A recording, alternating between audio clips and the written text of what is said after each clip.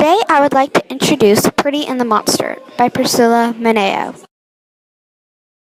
Once upon a time, in a village nestled in a valley, there lived a farmer and his beautiful daughter. Her name was Lily, but everyone called her Prity.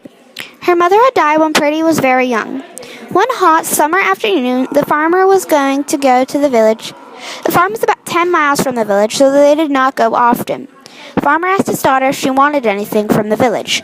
She asked for a single pink rose. The farmer traveled far, and Prity's father got lost from the trail, and he ended up going up one of the hills. The hill on the left side had a castle with the ruler of the village. The one on the right had a castle with a terrible monster. Prity's father, James, went up the hill on the right. When he got up the hill, he saw a patch of ever-growing roses and picked a pink one. Suddenly, a monster jumped out of nowhere and yelled, "The one that picks the rose shall pay with the maiden's life." James was so frightened. He asked, "Which maiden?" The monster replied, "Your daughter or wife." "Okay, but nobody ever talks about why you and your castle are here," said James. "Because my name is Luke, Prince Luke. Never tell anyone that I told you that. My mother and father live in fear of their perfect but cursed son," said the monster.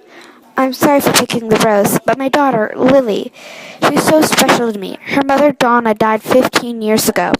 James replied, "I forgive you. How about we make a deal? Your daughter will come and live here for 1 week. If we get along and get married, it will break my curse and your punishment," Luke said.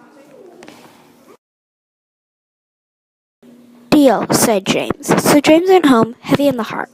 He told Prity about his journey at dinner. After, went to bed. The next morning, Prity left before her father woke. She went up the hill to the castle and knocked. Someone yelled, "Come in." Prity went inside and went to go find the resident. She found him in the living room. She and him chatted for what seemed like hours. After Prity and him went to bed, it went on like that for a week.